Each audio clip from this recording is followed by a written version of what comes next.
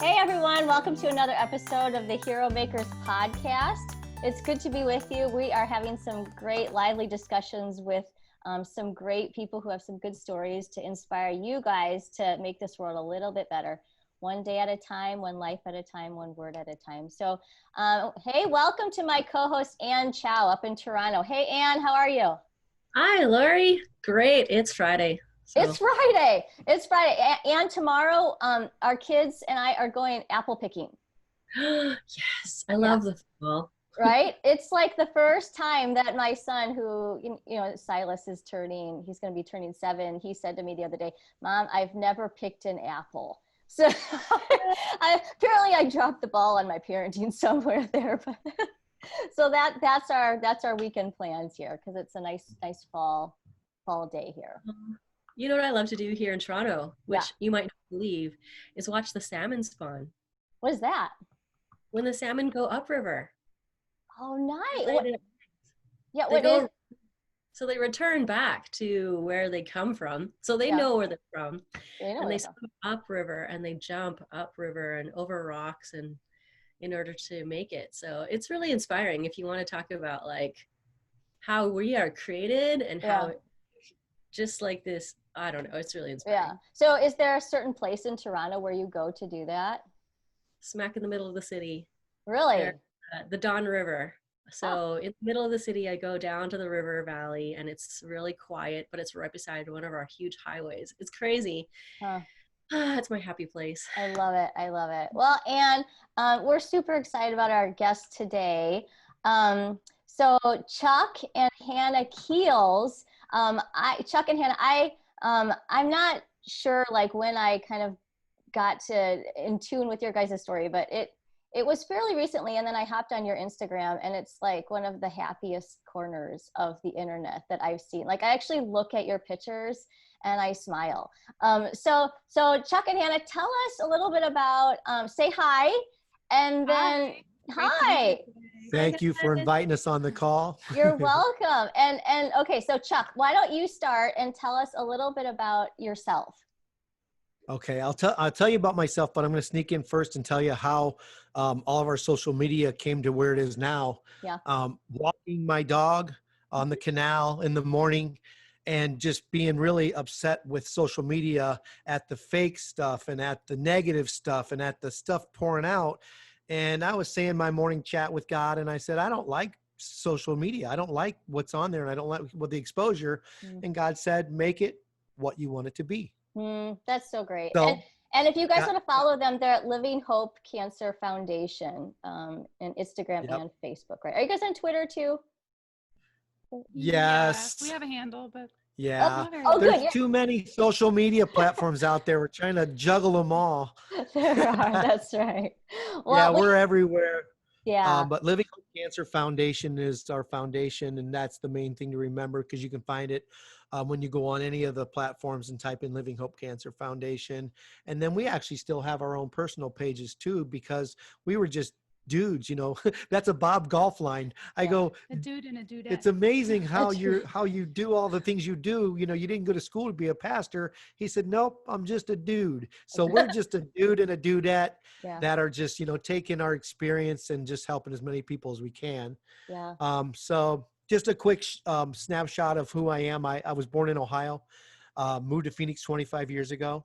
Had a landscaping business, designed landscaping and swimming pools and beautiful things outside in Phoenix, which for me, doing some farming growing up and being now in Phoenix where I could be outside, 365 days a year, was a dream come true. And I didn't care if it was, 115 degrees. I just liked being outside, and I thought that was a gift. So that's what I did. And then 5 years ago in 2015, I started getting sick and I didn't know what was going on.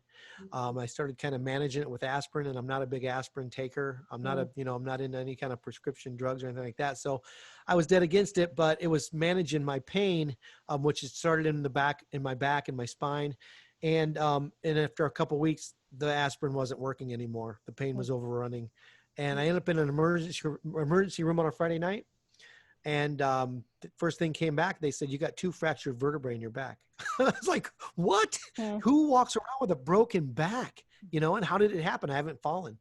And they said, we're doing more tests. The test came back and they said, you have stage 4 cancer.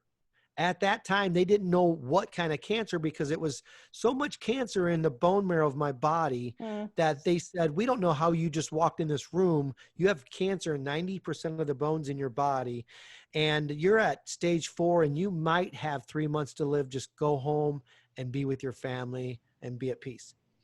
So I go home. I had to tell my 2 high school boys about, they already knew it was cancer. We just didn't know how bad. And of course, we were hoping and praying for the best. And, it was a big head spinning, crazy emotional time. And then I say, what do you do with 3 months to live? Let's head back to Ohio and hang out with my mom and dad and people I love. Mm-hmm. And so that week we gave away everything we own. I'm not trucking my stuff across the country if I'm melting away, right? Mm-hmm. Gave away everything I owned to all my friends that came over with trucks and moving trucks. And I was happy to see it go away. And then on the morning we were supposed to leave for Ohio, we were supposed to fly out. I got up in the morning, went down the hall, and I heard a snap or a pop, and I hit the floor. Ooh. And I couldn't breathe. I couldn't get a good breath. I couldn't move. The pain was shooting up my back and into my head.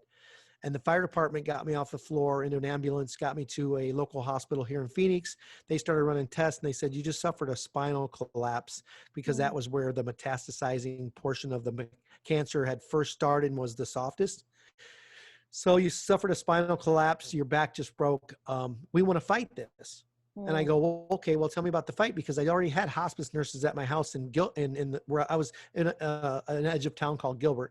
So in Gilbert, I had hospice nurses at my house. So, I mean, I was losing weight rapidly, down 35 pounds at this time. My body started shutting down. My spine just broke. And I'm like, this is, I'm checking out, And they said, well, we're going to actually do 2 surgeries tomorrow and then start chemo. Hey, a fight's the fight. I'm in, I'm all in. Went through a couple surgeries. They put my port in my chest where they actually give you chemo, where it takes it in. And in the recovery room at John C. Lincoln Hospital, my life made a complete, unbelievable turn. I'm laying there watching everything happening around me, getting other people ready for their surgeries. The doctors came out and talked to me and said my surgeries went perfectly. The nurses were bringing me water and getting me ready to go upstairs to see my family. And as I'm laying there, the room gets weird, cold, like right now. And I'm like, what just happened? Did someone hit the AC button, or did they open a door at the end of the room and the cold air come in? And as I'm kind of doing this scrunch up thing, I'm looking around, and as I look to my left, I do a double take, and Jesus is standing right there. I see a brown robe, white scarf, his beard and his face, and with complete the entire time I'm thinking I am in the presence of Jesus. Okay. Old Catholic boy from Ohio. Hit and miss going to church, not your, someone you would say, oh, of course it happened to Chuck because he's a holy roller. Not me. That wasn't me. And all of a sudden he's standing right there. I see his right leg take a half step forward. He reaches his hand out and touches my shoulder, and he's gone. And I'm laying there freaking out. Yeah. What was that? I didn't think it was a doctor, a nurse, a janitor. I knew it was Jesus. And then within 3 or 4 seconds, he was gone. Mm-hmm. Well, the next day, from a collapsed spine, cancer running throughout my body, the nurses came in, giving me my medication. And when it got to the pain meds, they said, it's on an as-needed basis. That's how we administer your pain meds. So on a scale from 1 to 10, how bad's your pain right now? I sit up in the bed and I look at them and I go, I don't feel any pain. And they're like, just had surgery, broke your back, you have cancer. You want to order something, stay ahead of it. Mm-hmm. And I said, I don't even like taking aspirin. I don't want to take a drug if I don't have to. Mm-hmm. From that day to this moment right now, meeting you guys, I never took another pain med. Yeah. Anybody around cancer, around, broken bones in the body, surgeries, they know what kind of pain meds you go through. And I had a stack of them on my kitchen counter because I kept telling them, don't prescribe me anything else. They're piling up. And I took 2 grocery bags of pain meds to the local fire department to dispose of them because I didn't need them. I didn't need them anymore. So in the next 6 months, go ahead. So So Chuck, did you feel like in that moment, like, were you certain that you had been healed? No, human, Okay. totally human. Okay. Am I going to get through this? And what's going to happen? I got my 2 boys here. I need to get them to Ohio. What's going to happen? On a daily basis, was that same conversation of, of someone that was taught the foundation of Christianity when I was a kid. I'd look at the ceiling in the hospital and say, God, what's your plan? Is it a long plan, short plan? I didn't know. And what happened was I started through 6 months of chemo, because that was the medical plan. And you always go by what your doctor says, I've got to do that. And as I'm going through this plan, I'm walking in the park with my dog and I go, I think I can run to the top of the hill while going through chemo. With a back brace on. I think I can run to the top and walk to the bottom because I can't run distance anymore. And I was a pretty good runner at one time. In the pool, I got in there to start stretching. And I said, I think I could swim a lap. And in the next 2 weeks, I got up to 20 laps a day. I pushed myself in ridiculous ways, not really knowing at the time why I was doing it. Of course, recovery and healing. And what happened was some things happened where we started moving back into a place because we gave all of our stuff away. And somebody showed up with this antique fold out couch, folds into a bed that weighed probably close to maybe 2 million pounds. It was the heaviest couch I'd ever lifted in my life. And we're carrying it up the stairs and my son slips and I'm standing there holding it. A few weeks after my spine collapsed with all this cancer in my body with zero pain. So then I started thinking, I think I'm completely healed of the cancer. But I still had a human body down 40 pounds, muscle melted off of me. I mean, it was unbelievable when you're around cancer people and you see them and you're like, yikes, I can see this is not going good. I was that cancer dude. And all of a sudden I'm swimming 20 laps a day, running hills in the park, going to the gym. And I wasn't very strong. I couldn't lift a whole stack like I used to, but I was making myself good to the gym and I was putting a pin under one plate and I was lifting it. And I just pushed myself through. Now, here's the cool thing about this. Of course, I was trying to recover as a human, and get my life back. But the thing was, now I didn't know that everything I did would influence people watching our story now and going, I've got cancer, or I've got another, it might not even be cancer. It might be something completely, another challenge in life. And it could be a mental or emotional, a divorce, a death in the family. But what's happening is they're watching us and they're like, if you can do it, I can do it too. And it's a beautiful well thing. And I mean that's what hero making is about. It's we our lives, like, we look at other people and we inspire them to keep going and keep moving and to be better and do better. And that's exactly, like, that's your story, right? Where you had this thing that happened and then you were healed, and then now, I mean, how many countless people are inspired because of thousands. The story, right? We're actually blown away by how many thousands of people are responding to us now. The emails, the phone calls, the text messages. We're blown away, but this is where God put us, and we're going to do our best. And I'll tell you about one of the coolest blessings of this whole thing was, last year, I was actually just helping cancer people all over the world. And I get a call from my cousin, and she says, my best friend who volunteers at church, she actually has stage 4 breast cancer, and she's writing a book, and she's kind of stuck as far as how to publish that. And I really think the two of you should meet. My beautiful wife sitting here next to me is the young lady that was diagnosed with cancer and that my cousin introduced me to. Yeah, Hannah, we'd love to hear your story. Started talking. Thank you. We just started talking to each other 355 days ago. Less than a year. We've known each other very long. Yes. Definitely one of those situations where when you needle in the haystack or a lightning strike, when it's the right thing. We were both blown away. We were amazed. Yeah. So my cancer journey starts 4 years ago.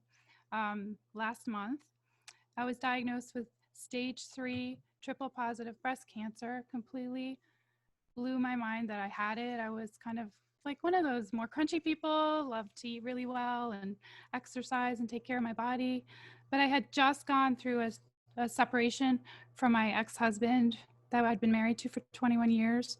And it just threw me. I cried for 3 months straight, found a lump, and finally ended up going to the doctor. And so a diagnosis like this was just like the last thing I was expecting. So it was August of 2016. My divorce was final September. I had a double mastectomy with implant surgery in October and had to go back to work in November.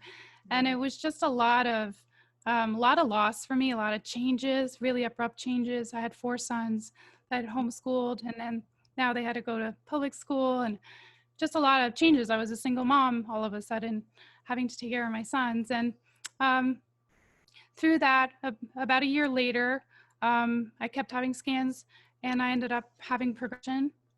So I ended up having metastatic breast cancer.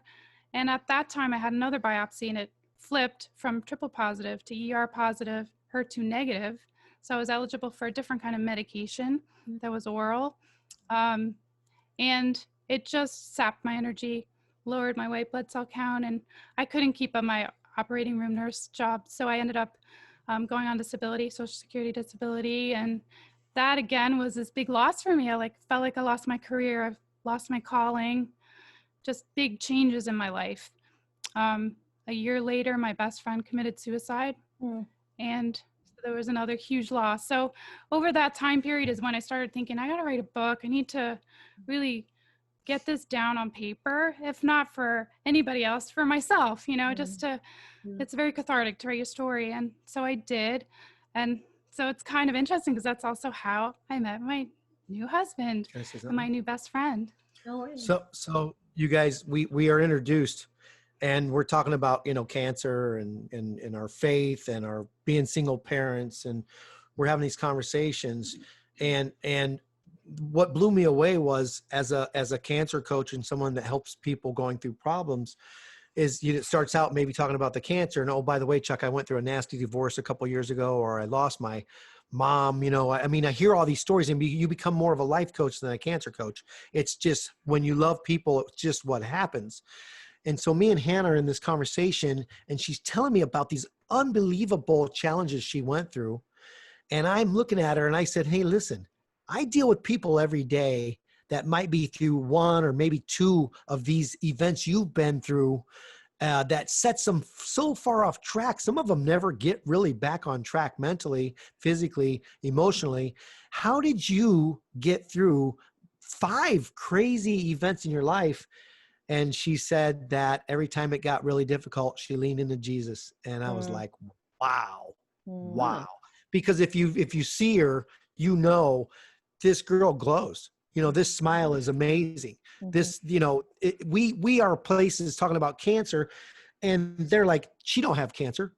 And we're like, yeah, she has stage 4 cancer right now. It is going through chemo right now, but she has this glow and this smile and this energy that I challenge healthy people to find, Yeah. So there's a whole other piece of the story, because we ended up meeting in person October 9th of last year, got engaged November 14 and married January 1st. So we did not waste any time, but there's something nice about being middle-aged and just knowing when you find that person, your new best friend. And we had such a similar vision and mission for our lives that we just realized it was a divine pairing. And it's interesting because last fall, when we were dating and figuring ourselves out, it was a time where I was just really opening my heart to Chuck and talking about, I couldn't dream. I just had no dreams for my future. And he really challenged me with that and really coached me through that and helped me really think about what do I want in the future? What is my calling? Where do I see myself? Can I actually see myself in 10 or 15 years? Had this crazy thought in my head that I was going to die by the time I was 50. And that doesn't help you. I had no vision for a future. And so it was really interesting. And I was literally getting coached by my fiance. I was like, well, what? Have you never thought about starting a nonprofit? You could actually do this full time. And that's when we started talking about it. And we got married January 1st, had a great little wedding that was way bigger than we thought it would be. this is pre-COVID. So we were just going to have like 15 people, and 80 people showed up, some of our closest friends. And yeah, you want to hear something funny? We had people at our wedding that we never met before. They were following us on social media. I was like, that's so cool. Because you guys are smiles. So you guys are so happy. Everybody wants to be around you. So Hannah, it was just so. Go ahead. So Hannah, this is what you're saying is interesting, because my dad, so my dad is my hero, right? He's one of my heroes. And growing up, my dad used to say, okay, all people need three things. They just need three things. They need 1, something to do; 2, someone to love; and then 3, something to hope for. Right. So you're like kind of talking about that third part, but I think it's interesting that God brought you guys together too, because it's that second part, someone to love, right? So you have like your energy poured out into each other and then onto other people who you care for. And so I think it's, that the dream like is very important part. So this is interesting. So is the foundation, like, would you say that's become like your big dream, or is there something else in there that like, you're like, yes, this is in the next year, 2 years, whatever? That's a good question. Ultimately, my big dream is to be holding my husband's hand on the beach when I'm 85. But so a long, long life where I can serve other people. And it's been interesting as we've navigated through this nonprofit and, setting up our website. We literally like just walked every little step through it together, holding hands, praying, and just figuring it out as we went along. And like, this has definitely become our calling together, because we both have such unique stage 4 cancer stories that we can't hold back. We have to share. And my story has just grown because I actually had more spread in April, and my neck broke. So, you heard the story about Chuck having compression fracture. Well, I had all this pain and I was trying to figure out what was going on. My neck had a compression fracture. I lost 25 pounds. So now my husband's watching me melt away, watching his wife in pain. I'm going through all these surgeries alone, because now we're talking, coronavirus is keeping everybody in the hospital alone. You can't have anybody with you. So I'm going through all these experiences by myself. He has to watch. He's kind of bliss, And so now all of a sudden he's not just living as a patient post cancer. He's now a caregiver of somebody. And before that I was stable, so I wasn't like really needy. And now all of a sudden I had a neck brace for 7 weeks. I ended up going to radiation. I needed a ride every single day. He was now my driver. Feeding tube. I ended up with a feeding tube because of radiation side effects. And so I had that for 7 weeks. And he ended up having to go food shopping, clean the house. He did everything. So I also married, somebody that had all these skills. So it was great.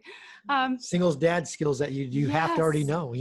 I was already in that realm. My raising kids and everything. So it was just natural for me just to step in and help her as much as possible.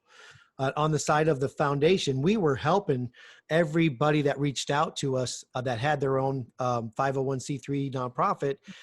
We were volunteering to help them. So we were helping everybody else raise money. We were helping everybody else, build their company.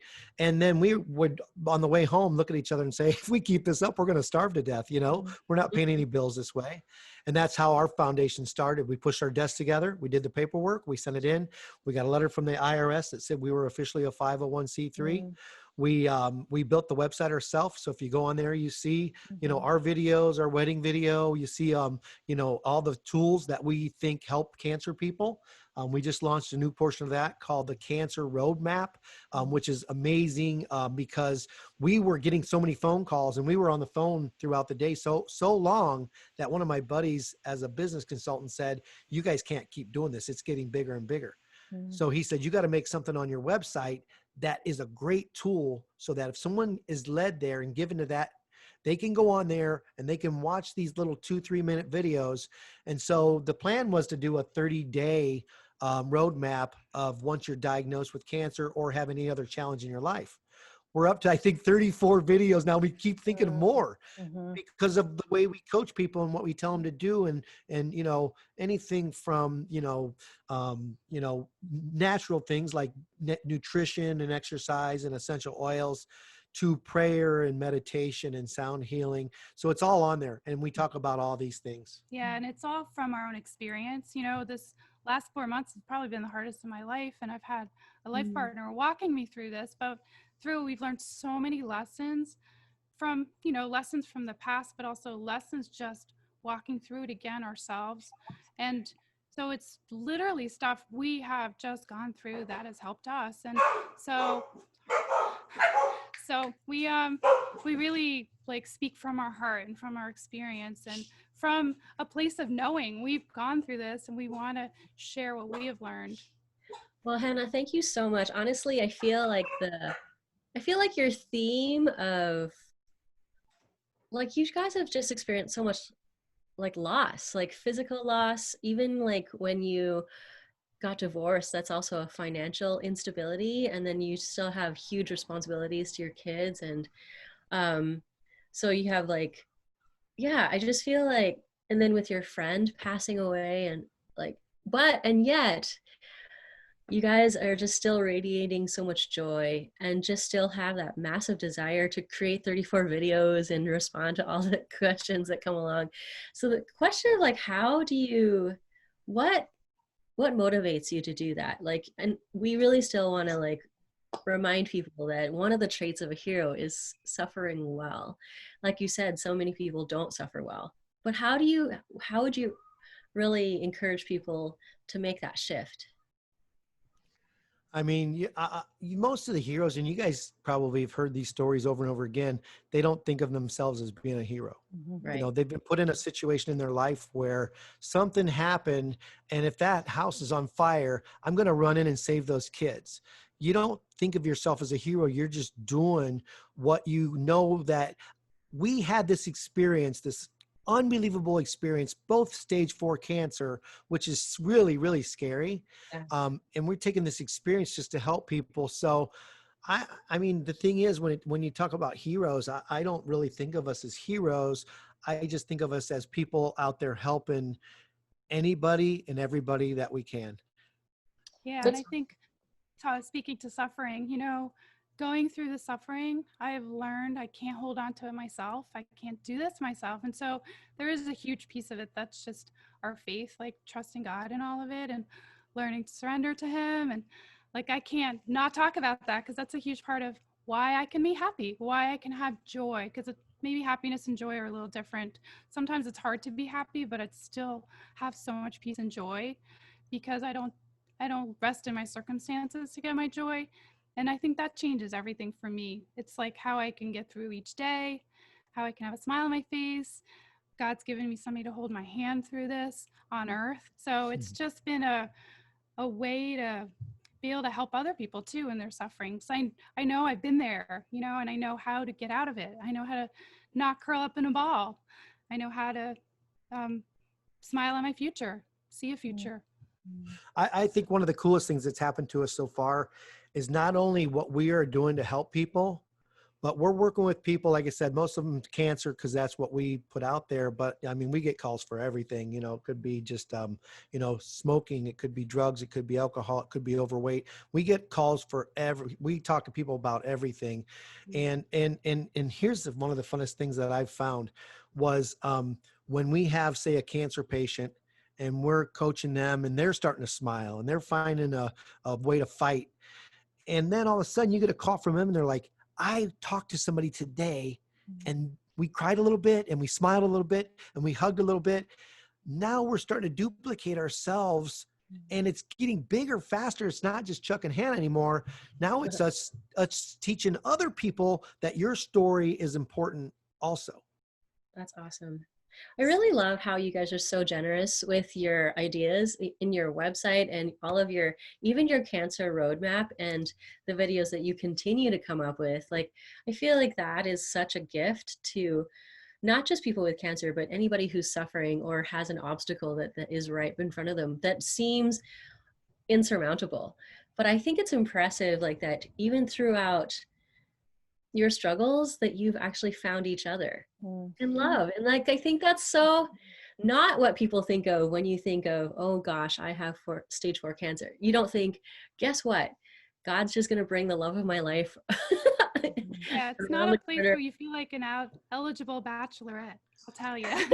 But that was one of the discussions that we had when we met, because it's like, who wants me now? I melted down. I have emotions.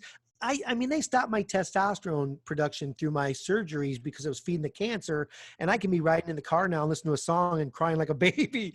So it's like, who wants me now? Who wants this mess? Like, a lot of women do like sensitive men. That's true.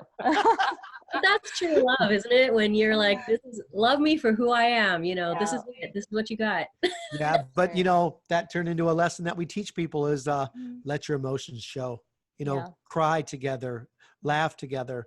You know, your emotions are these human, beautiful things that God gave us. And so if you hold them in, it causes a lot of problems. But if you let them out, it creates peace and calm. And that's a beautiful thing as well. So it's something that we teach everybody. Yeah, it's part of our healing.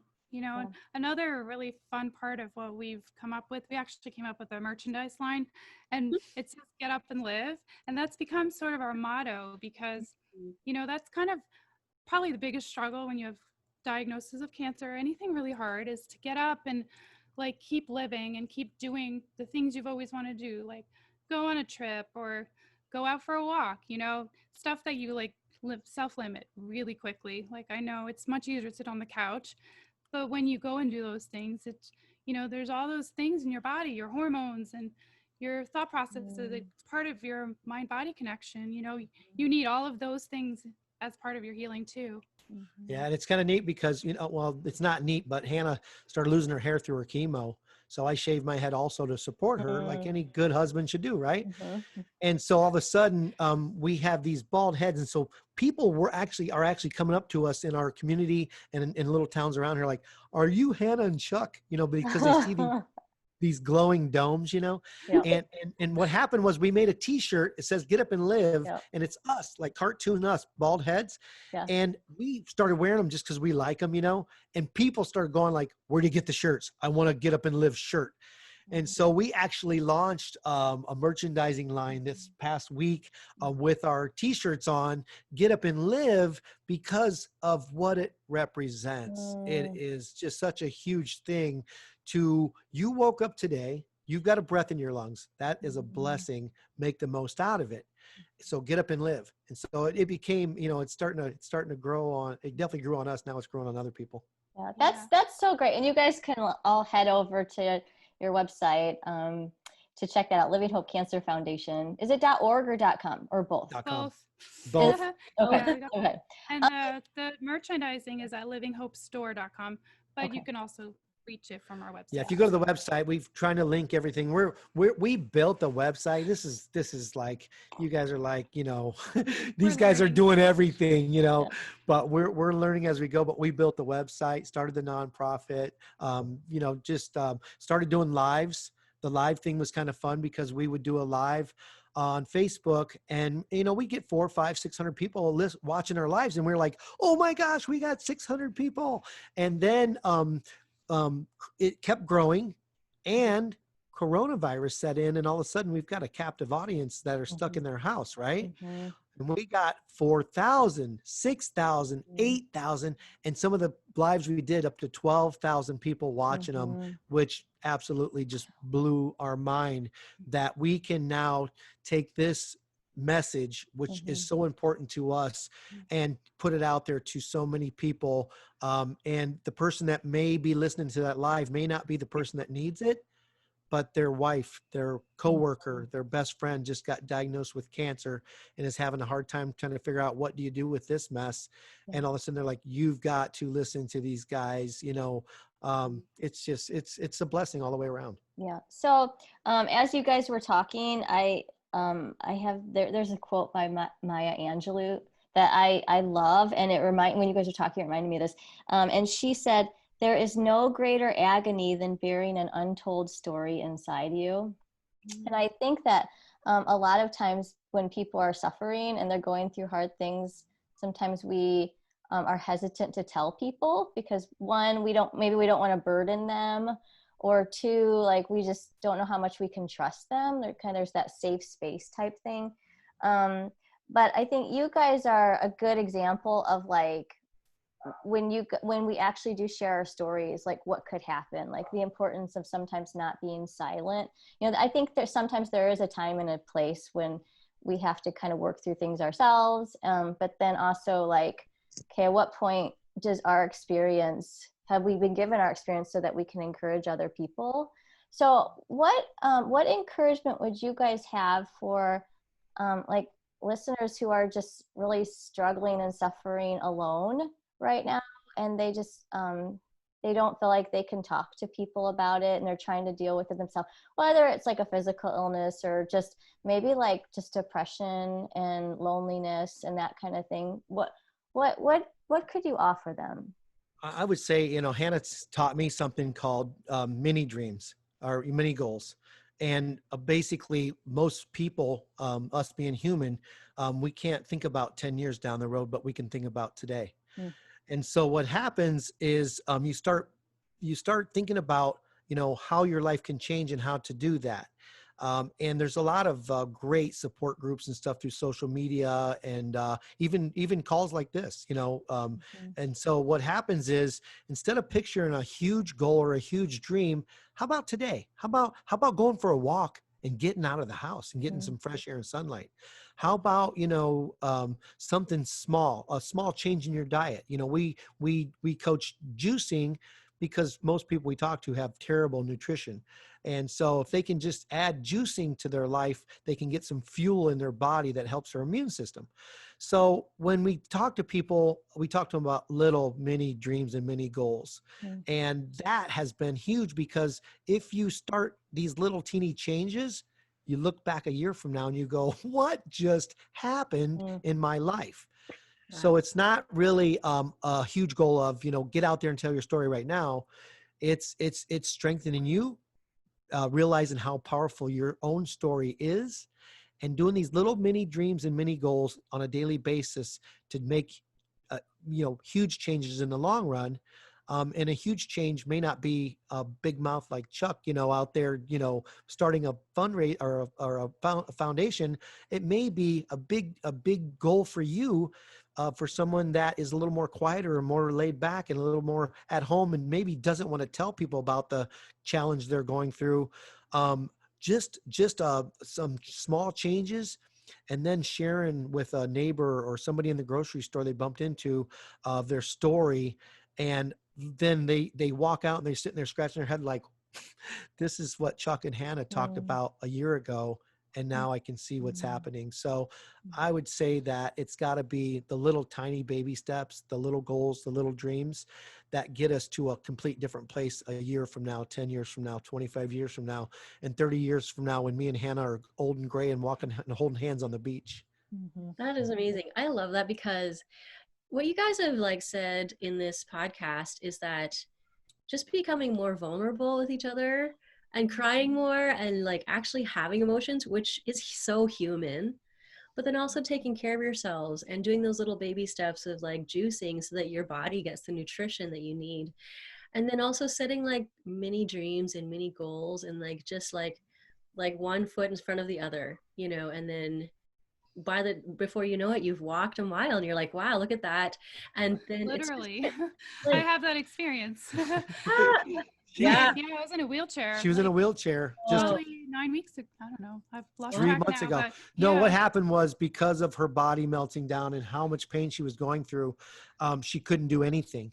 And so I borrowed a wheelchair from a neighbor, and I'm like, hey, come out here and look at this wheel. Look what I got you. I didn't tell her what it was.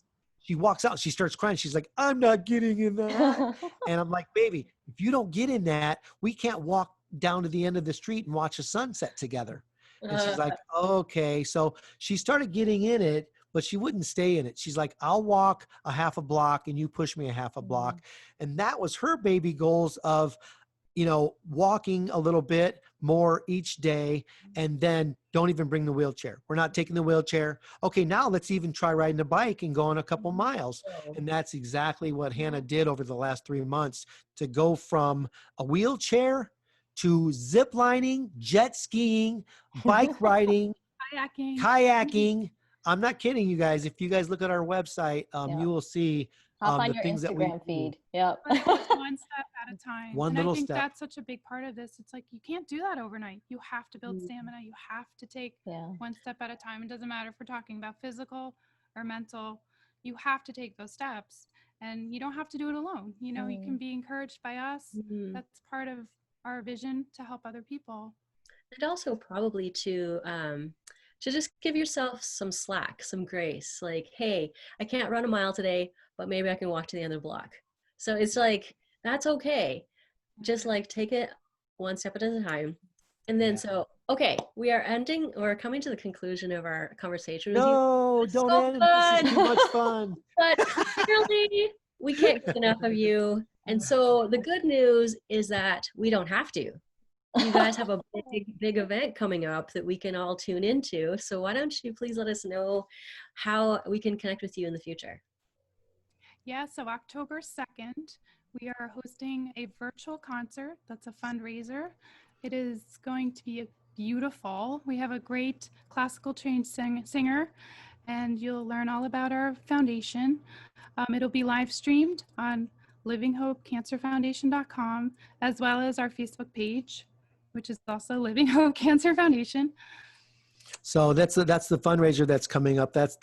We've been really putting a lot of effort into that. And Tyler Thompson has a beautiful voice. So we're really honored to have him, come out and say he would love to do a concert for us. So October 2nd, that hits 5 p.m. Pacific time. That's amazing. Well, I'm totally coming.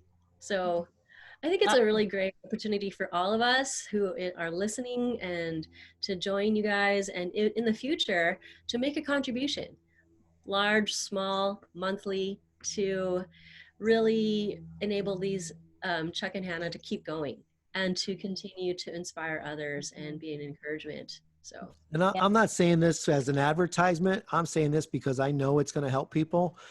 This cancer roadmap project that we just started putting on our site, on YouTube, on Living Hope Cancer Foundation.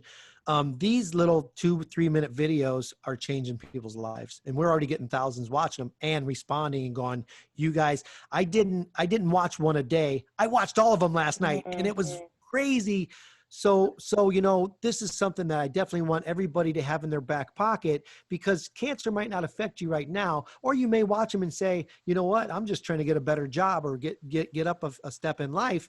And I love the inspiration of these two.